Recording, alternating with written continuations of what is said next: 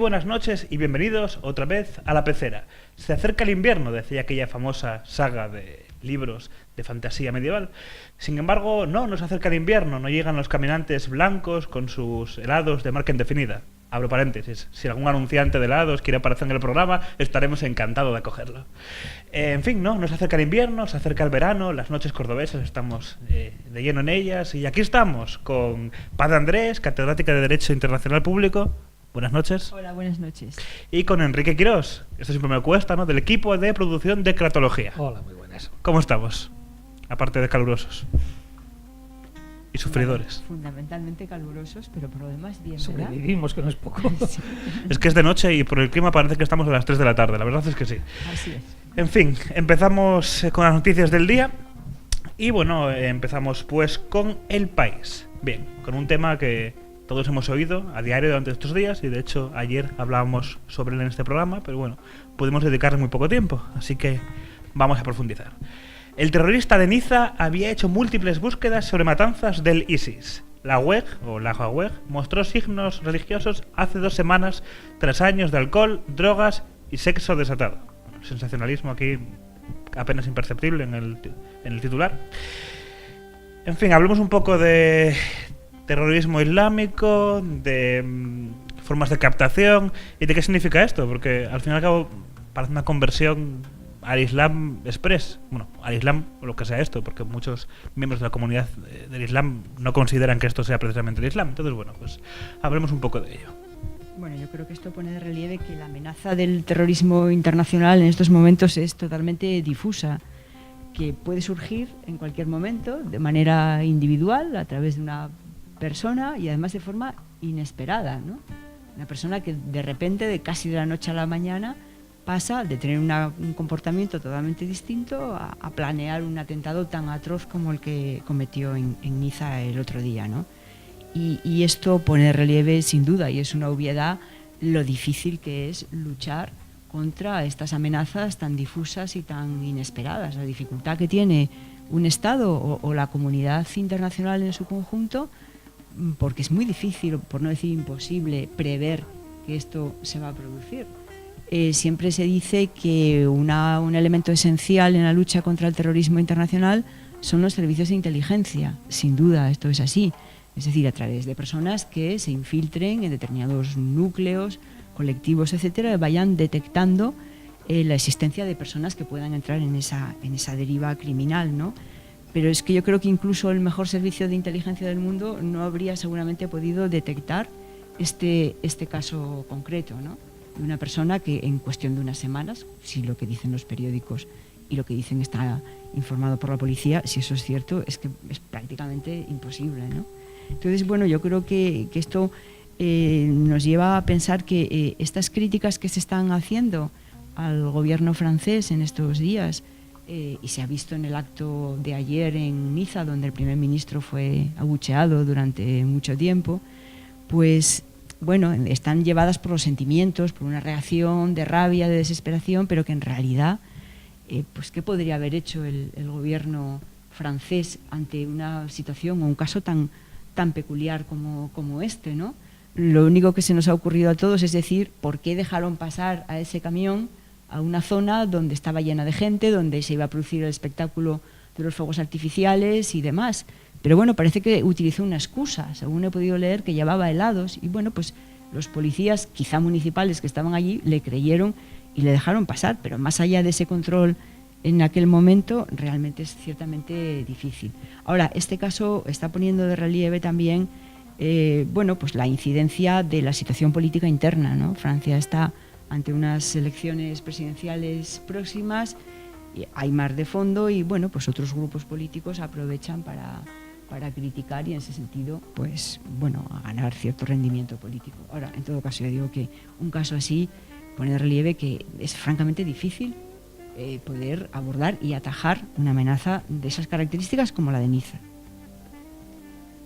Bueno, a mí me gustaría poner sobre la mesa un par de asuntos. De un lado, la cuestión de la fe. Me parece muy relevante en estos casos, puesto que, si la memoria no me falla demasiado, lo cual podría ser probable ya, desde la época de los kamikazes japoneses y la fe en el emperador, pues esto había bajado mucho de intensidad. Y curiosamente, parece que esta renovada fe en el Islam, por parte además de individuos aislados, generalmente, pero no de manera exclusiva, surgidos de los sectores no ya populares, sino más bien lumpen, de los barrios más marginales de las ciudades de Europa, y esto es importante resaltarlo. Son europeos, son ciudadanos europeos. De una manera más o menos repentina, ven la luz, como San Pablo decían entre los católicos, ¿no? Caen del caballo y ven la luz en unos días. Es extremadamente notable esto, y por no extenderme mucho, simplemente sugeriría a los telerazonantes que por ahí puedan quedar la lectura de los propios textos islámicos, tanto del Corán como de, hay un librito incluso que se puede obtener en internet, es gratis y además de manera legal, sobre precisamente el paraíso musulmán. Es muy revelador, creo, su lectura. Me parece que puede arrojar una cierta luz sobre ciertos elementos de motivación.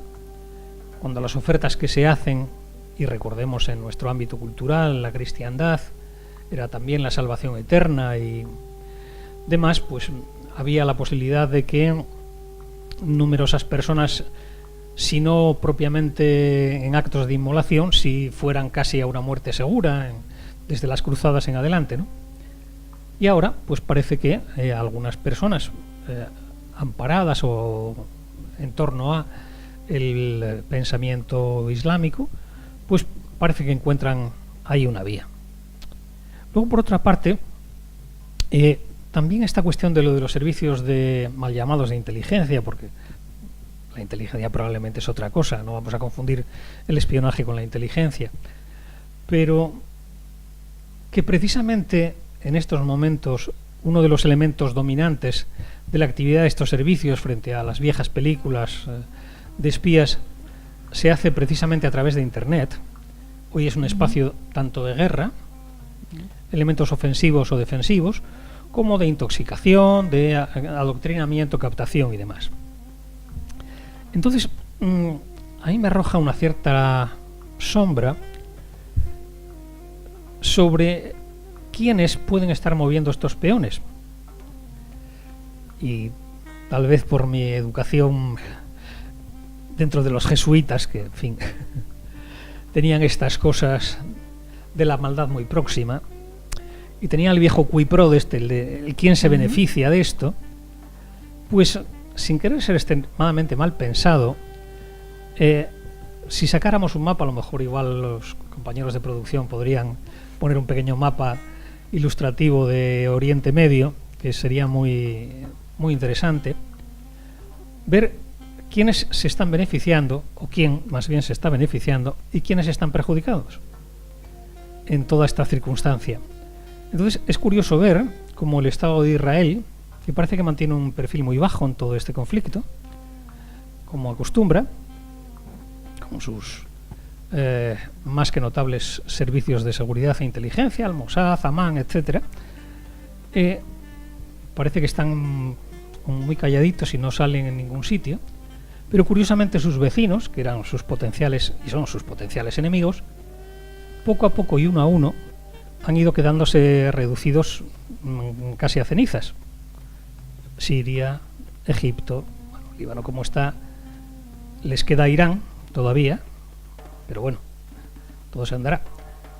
Y como precisamente en esto de los servicios de espionaje y en el adoctrinamiento y estas cosas por internet, no todo el que parece ser es, igual que en esos chats que parece que luego los pederastas localizan a niños y se hacen pasar por adolescentes o gentes de su edad, pues tampoco hay que ser ingenuos, y a lo mejor en toda esta operación, independientemente de que estos otros movimientos propiamente más fundados en el islamismo llamado radical hagan su labor, pues igual hay otros terceros actores que tratan de pescar en río revuelto y que también pueden, haciéndose pasar por quienes no son, activar en personas especialmente proclives tengamos en cuenta que los elementos de guerra psicológica son extremadamente importantes en nuestros días, junto con esta guerra por Internet, y que a lo mejor ahí hay también elementos que convendría simplemente reflexionar algo sobre ellos, ¿no? No quiero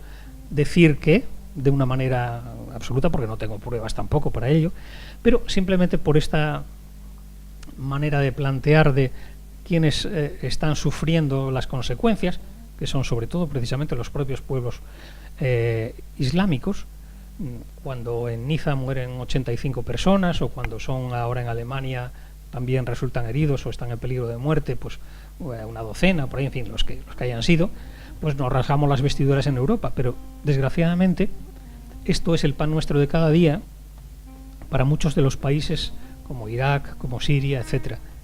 Y luego esa pobre gente que está contenida en Turquía ahora, a costa, en fin, luego tendremos quizás ocasión de hablar de ello, para que no lleguen a nuestra Europa limpia y segura, ¿no? Entonces, hay muchos elementos ahí que quizás convendría reflexionar un poquito más sobre ellos. Bueno, has dicho, entre las muchas cosas que has indicado, todas muy interesantes, has dicho algo que es, bueno, importante y serio. Has querido insinuar que quizá el Estado de Israel podría estar detrás de todo esto que está pasando, de los actos de terrorismo en Europa, de la desestabilización en Oriente Medio.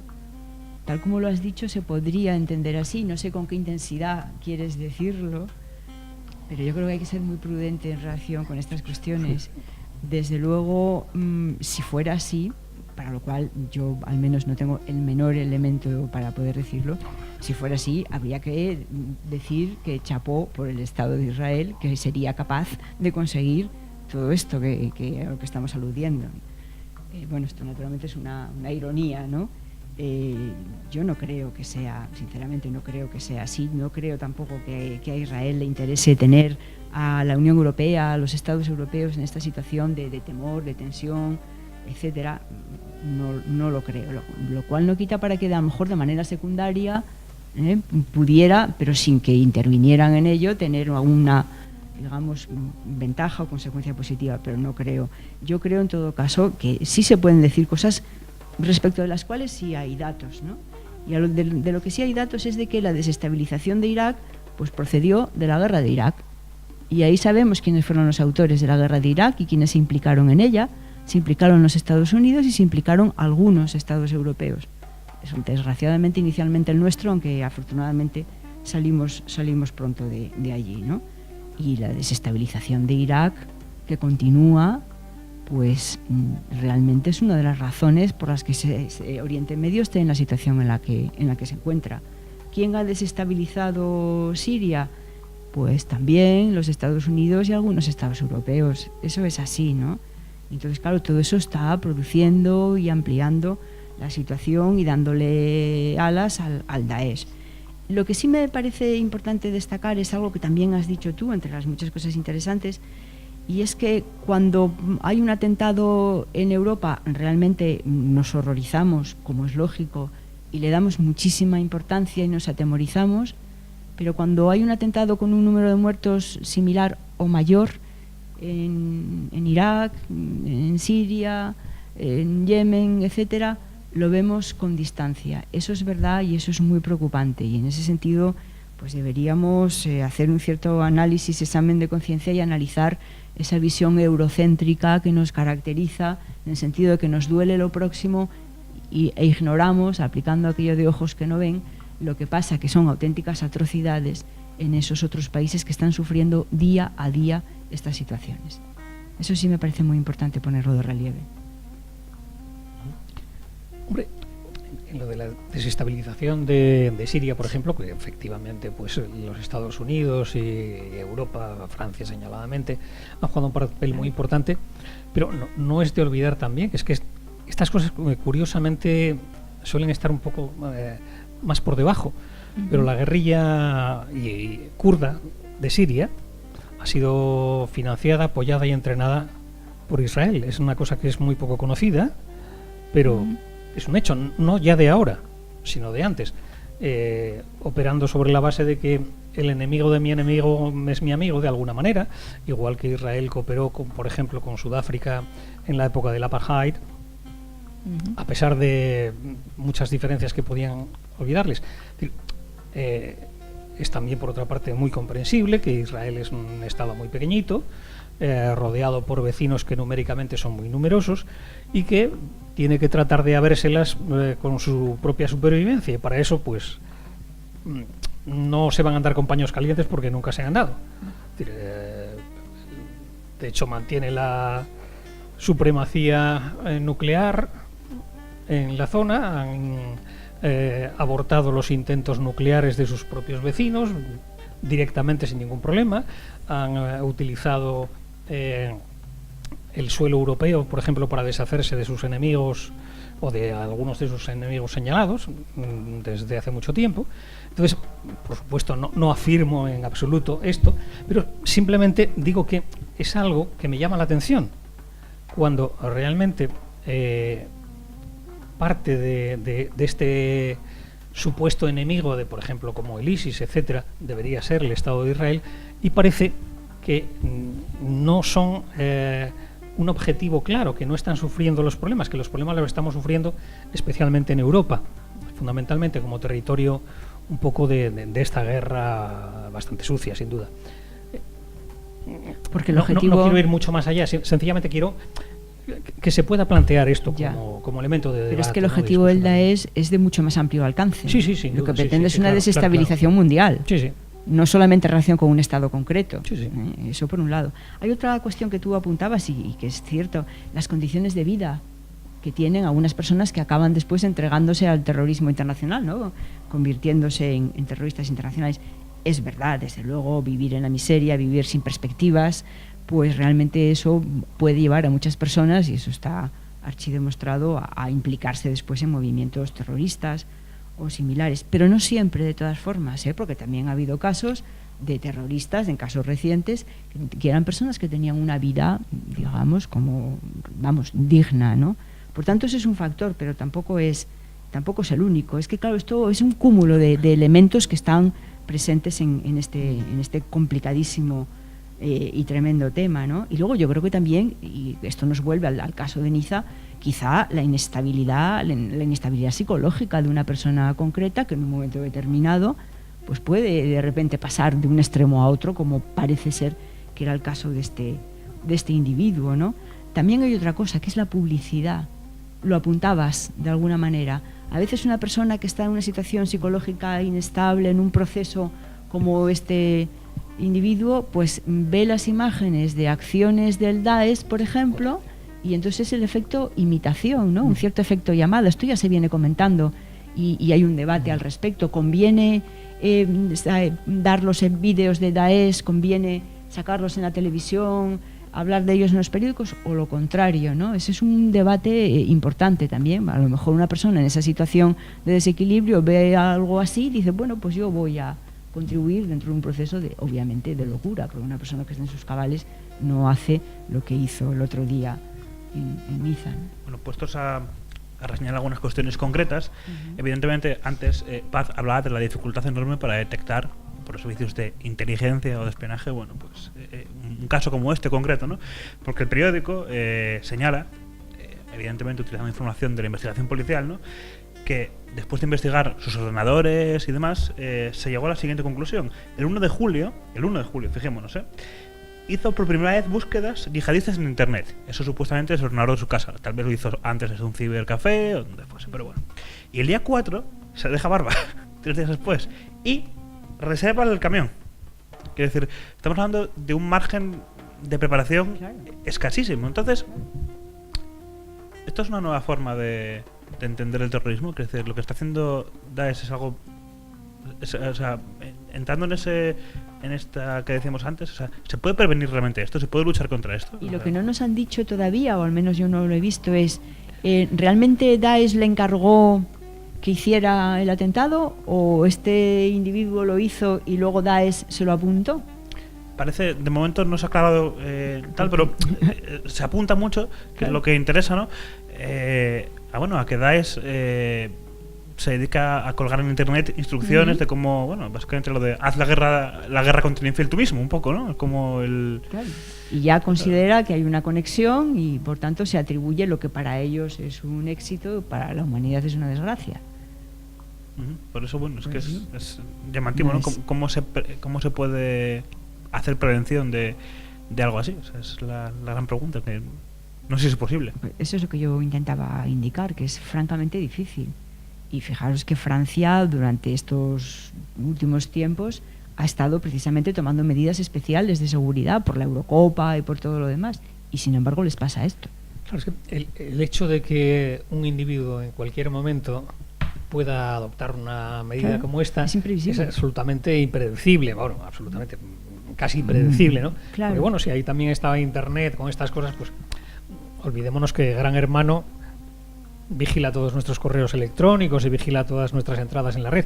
Lo que pasa es que son tantos trillones de datos que luego necesariamente se tienen que perder un poco ahí, ¿no? Claro. De Internet todo es esto. un instrumento formidable para muchísimas cosas, pero también para otras es un arma peligrosa. Claro, pero de todo eso, es Es decir, decir, desde que con eso bajaron los tenemos que primos del convivir.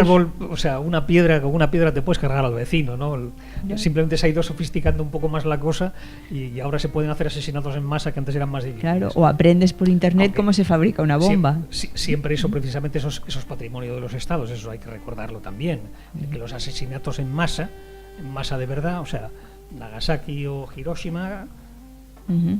no son patrimonio de un individuo loco aislado, que los campos de concentración O el nazis o el holocausto, que, o el por eso holocausto. digo que los campos de concentración nazis y el holocausto, o que los campos de Stalin o de Pol Pot, en fin, que desgraciadamente los ejemplos nos sobran, no podemos atribuirlos a un loco. O sea, el elemento del desquicie mental, de la huida, tal, en el caso de un individuo particular que es el solo, aparentemente, pero que en pocos Evidentemente, casos, porque tienes que tener una capacidad que desborda las posibilidades de una persona. Claro, entonces Evidentemente. ya son muchos, es decir, ese elemento, esa capacidad de matar masivamente, nunca es de los individuos aislados, afortunadamente, ¿no?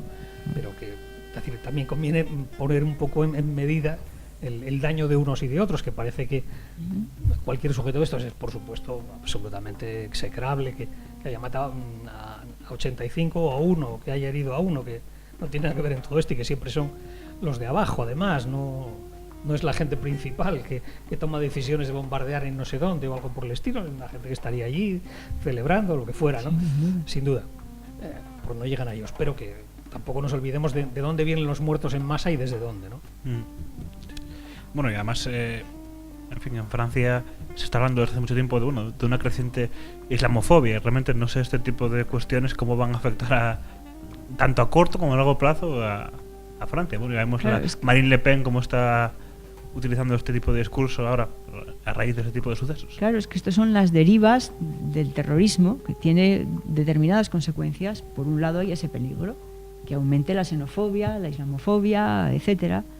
Por otro lado también, que en el intento de controlar a la sociedad, a los ciudadanos, no se respeten nuestros derechos humanos, porque ahí hay también un problema muy importante de hasta dónde puede controlar los servicios de inteligencia, el Estado, y dónde deben frenar, ¿no? Y en ese sentido ya ha habido algunos casos famosos de cuando le piden a Google, otras empresas, los datos del uso de Internet, ¿no? Entonces, el tema del respeto de los derechos humanos en la lucha contra el terrorismo internacional es otra dimensión también muy interesante y muy complicada. Bueno, la necesidad famosa de tener un enemigo, una vez que ya no hay comunistas, por lo menos con capacidad de fuego, con divisiones, ¿no? Cuando aquello decía Stalin, ¿cuántas divisiones tiene el Papa? Pues ya que no hay Stalin con sus divisiones, pues hace falta un enemigo, porque si no, ¿qué iba a ser de todo el aparato de dominación, de todo el aparato de violencia, de las potencias dominantes, sean cuales sean, aunque sean cambiantes, beligerantes, emergentes, etcétera, ¿no? Entonces hace falta siempre tener un enemigo y hay que magnificarlo. Todos recordamos aquello, la madre de todas las batallas, cuando en Irak de repente parecía, en fin, un tipo que tenía ahí 4 soldaditos, los pobres de reemplazo, con la mayoría con tantos años ya casi como yo, y puestos todas allí formas. con 4 mosquetones, y salían unos generales muy serios en la televisión y ponían los tanques y los aviones y nos trataban de convencer a todos que aquel era un ejército formidable que podía conquistar el mundo entero. Bueno, vamos a ver, ¿no? Eso es como decir, hubo una pelea entre los niños de primero de primaria y los de tercero de BUP. No, los de tercero de BUP fueron y les dieron unas bofetadas a los de primaria. No hubo una pelea, vamos a dejar las cosas claras. De todas formas, yo creo que estaremos de acuerdo en que en estos momentos el Daesh es una amenaza y es un peligro. De eso no cabe duda. Y si no, Sí. pensemos en las personas que viven en los territorios controlados por Daesh Sin duda. y las que ya no viven porque las han degollado. Sí. Porque No. ha sido así. Entonces, que el Daesh es un peligro y una amenaza, sobre eso yo creo que todos estamos de acuerdo. Sobre otras amenazas y peligros a lo mejor se puede discutir, pero sobre el Daesh y sus actuaciones, eso... Pero lo que pasa es eso que luego las consecuencias precisamente de eso, que comentabas con muy buen sentido, precisamente el control sobre nuestras vidas, el famoso asunto de seguridad y libertad clásico, ¿no? Entonces, Sí. esto sirve, o sea, la necesidad del enemigo, y hay que magnificarlo, indudablemente que lo hay, pero es siempre posible encontrar a cualquiera y magnificarlo. Hoy son estos y el día que se acabe esto, pues no sé, encontrarán a los Ya. marcianitos que bajarán y saldrán platillos voladores que encontraron en no sé dónde, y un señor de Murcia dirá que apareció un platillo volante y que él lo vio y que tal, y que le dispararon con unas armas, no sé, en fin. Ya, pero en Todo se todo puede hacer, caso ¿no? yo insisto, Sobre una base, sí, ciertamente, las una condiciones base, de una base. vida de las personas que están en los territorios controlados por Daesh son terribles. La persecución y las muertes de personas que simplemente tienen una religión distinta. Y por no hablar de las mujeres, porque ser mujer y vivir en uno de esos territorios es francamente atroz. Y eso es así. Puedo suponerlo con Eso es facilidad así. que eso es así, no tengo ningún problema, por supuesto, en reconocerlo. Es decir, los bárbaros están por doquier, por desgracia, ¿no? Ahora, que digamos, nosotros afectados por cosas de este tipo, que mañana nos puede tocar, mañana nos ponen una bombita por aquí, es decir, bueno, pues en cualquier momento te puede pasar. Yo a lo largo de mi vida me ha tocado, pues afortunadamente librado el pellejo, pero en muchos sitios, pues el día antes o el día después pasaba yo por allí. Vaya. Y hubo no sé qué, cualquier día dice, bueno, fue este, ¿no? Pero vamos, no es el caso, por fortuna. Pero que dices, bueno, te puede ocurrir. Entonces, ¿cuál es la significación para nosotros? ¿Y qué lectura y qué apoyo, sobre todo, se pueden hacer a ciertas cosas? Porque esto, sobre todo, para lo que sirve en nuestras sociedades, es para sostener el avance de la seguridad. En nombre de la seguridad hemos de dejar las cosas. Entonces, si tenemos claro que en cualquier momento cualquier descerebrado puede hacer cualquier cosa, sea porque se le cruzó el cable, sea porque se hizo musulmán o budista radical o lo que sea, o porque es un machista recalcitrante, etcétera, etcétera, y lo mismo que hoy mata a su compañera, mañana mata a su vecino, etcétera. Ese tipo de cosas difícilmente vamos a poder resolverlas y prevenirlas. Ahora, si adoptamos una serie de medidas extraordinarias que acaben con las poquitas cosas incluso que nos van quedando, con las pequeñas libertades que nos van quedando, que son cada día menos, y esto conviene recordarlo, la vigilancia extrema a la que estamos sometidos por Gran Hermano, en general, en cualquier lugar.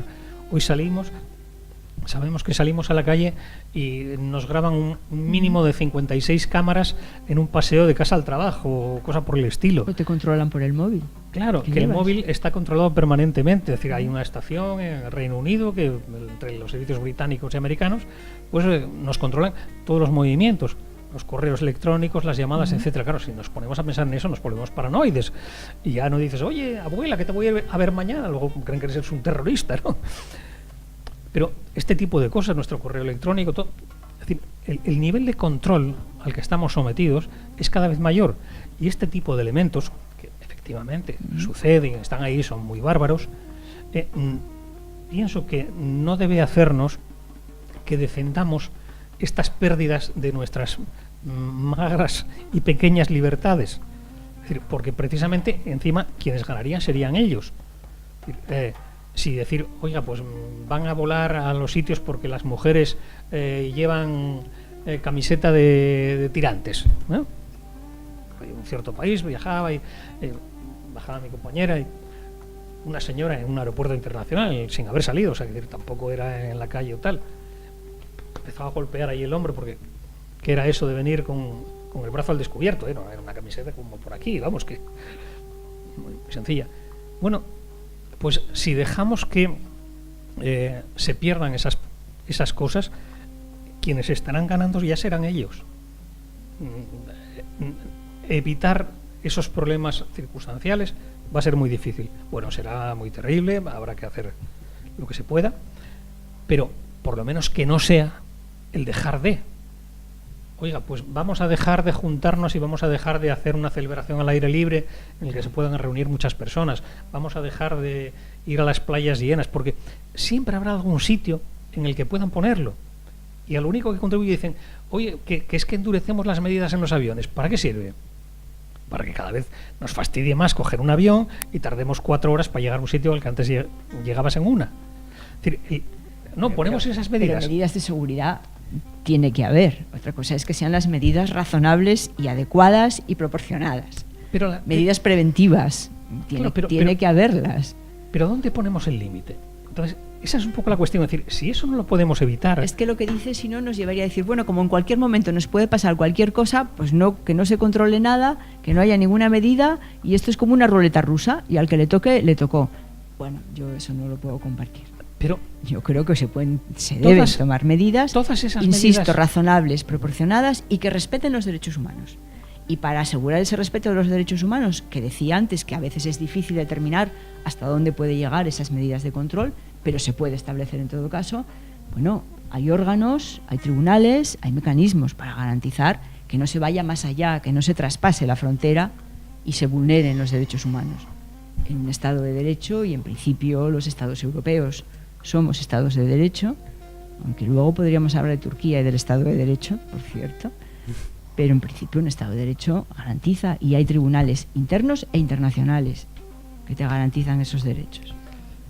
Bueno, sobre eso también habría mucho que discutir, evidentemente. Vamos a cambiar de tema porque no está... Porque si no... Sí. Así que, muy brevemente, bueno, recordamos el caso de Agustín de Luis, ¿no? Que, bueno, es comisario de jefe de policía local de Oviedo, que, bueno, que sabemos que tenía que ingresar en prisión por ocultar un atestado policial tras un atropello, ¿no? Con resultado positivo en alcoholemia en un barrio de la ciudad. Bueno, estoy leyendo textualmente, ¿vale? El titular es el siguiente: la policía busca a Agustín de Luis. El centro penitenciario de Villabona asegura que ni el condenado ni su abogado se personaron ayer en la prisión, como él aseguraba, que había intentado ingresar y no lo habían dejado. Eso era un poco lo que se decía ayer. Es una situación un tanto confusa, ¿no? Porque efectivamente, por un lado, este señor y su abogado dicen que intentaron que ingresara en la cárcel, pero que no le dejaron. Y por otro lado, parece ser que el Poder Judicial ha indicado que sí. El problema que hubo inicialmente es que no estaba el mandato judicial, pero ahora se ha indicado que sí existe ese mandato judicial, ¿no? Y ahora no se sabe bien dónde está este señor, ¿no? Una situación confusa que yo espero que se aclare pronto con el ingreso de Agustín de Luis en Villabona, que es donde han decidido los tribunales que tiene que estar. En todo caso, sí, tampoco creo que merezca mucho detenimiento este asunto.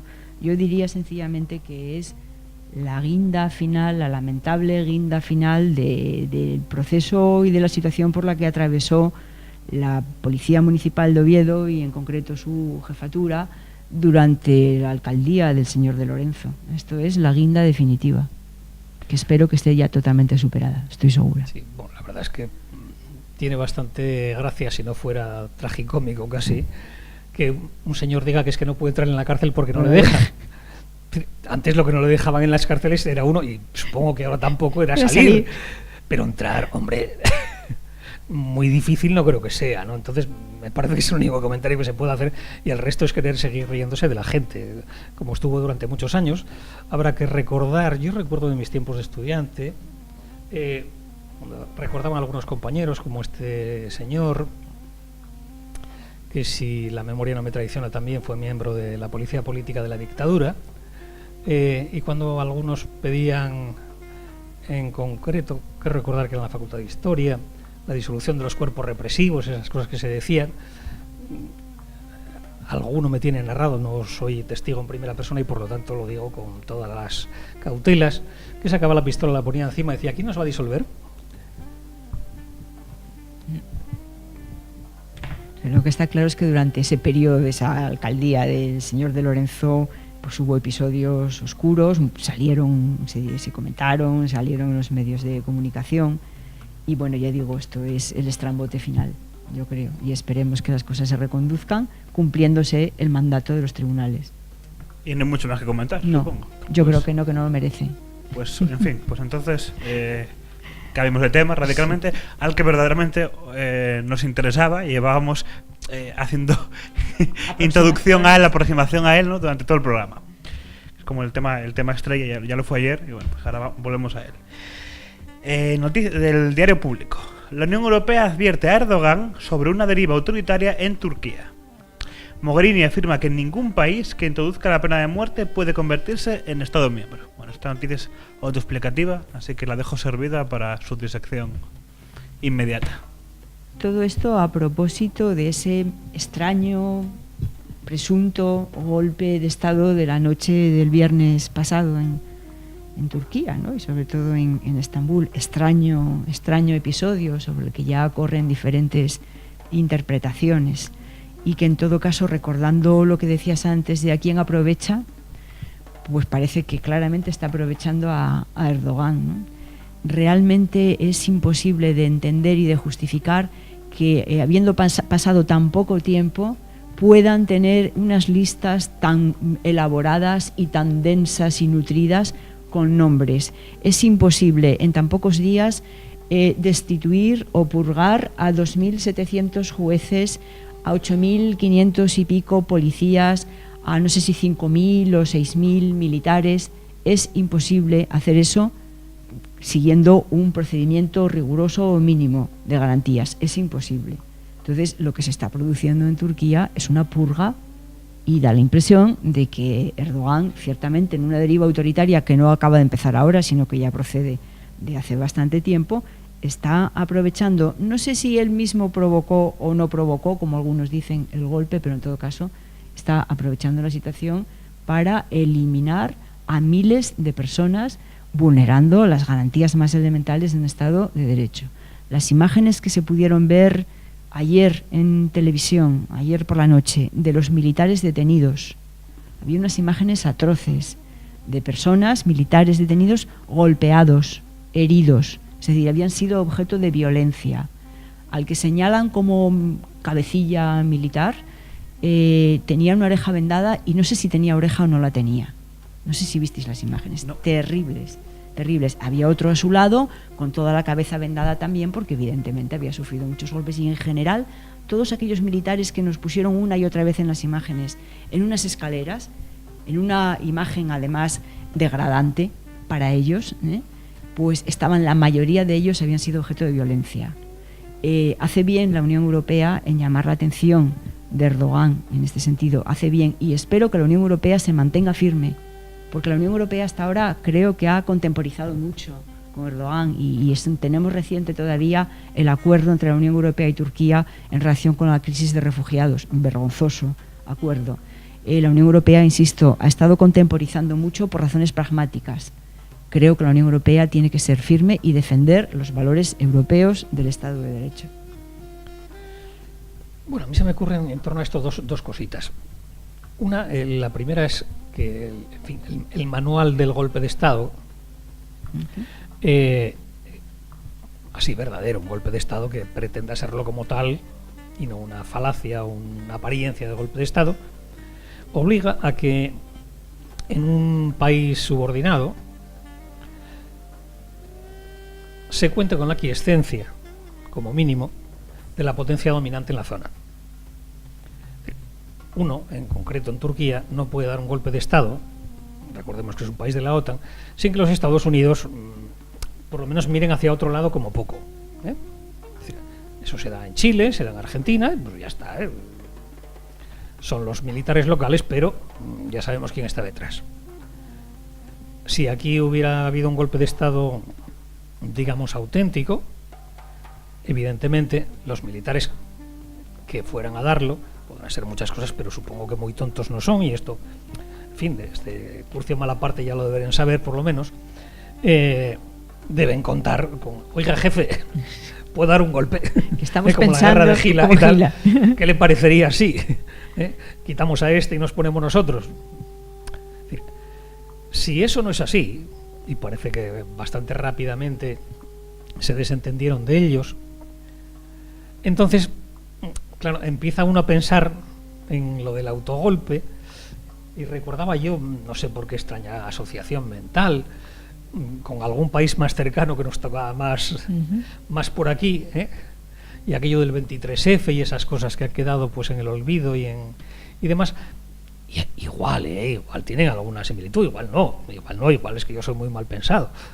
Pero, bueno, pues lo mismo que dices con muy buen sentido, de que al día siguiente sacas una lista de 10.000, es que se tardan en escribir, o sea, aunque sea con ordenadores, o los tienes ya fichados y los tienes con el punto rojo y dices, oye, sácamelos del punto rojo y sácame un listado.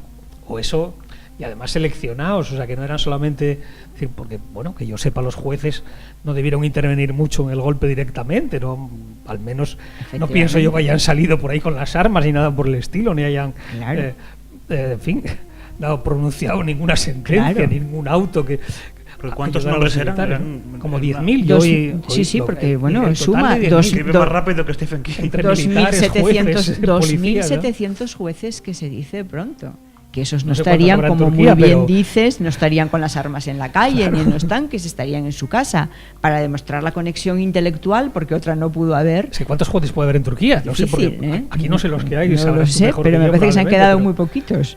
Pero... Claro, y 8.500 policías, es que es imposible determinar eso, digamos, siguiendo un procedimiento mínimamente garantista, dando, por tanto, el derecho de defensa a la persona implicada. Entonces, este señor Erdogan se está saltando por encima todos los derechos humanos, se los está cargando todos. De ahí que digo que, bueno, espero que la Unión Europea se mantenga firme y por tanto, no admita de ninguna manera. Y los Estados Unidos, a quienes están pidiendo la extradición también de un, parece, antiguo mentor que está en Estados Unidos y que ya también han podido saber de manera automática que parece ser que también estaba implicado.